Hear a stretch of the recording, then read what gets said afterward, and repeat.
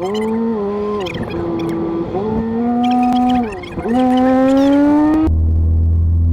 basically, I literally said to her, like, I was trying to leave.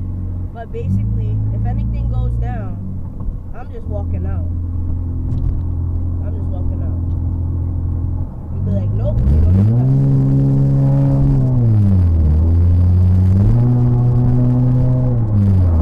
Oh shit!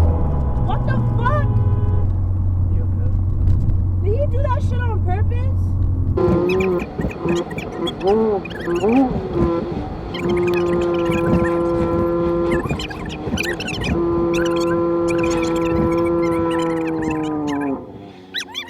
Now that I'm allowed to pick y'all up, I'm gonna say she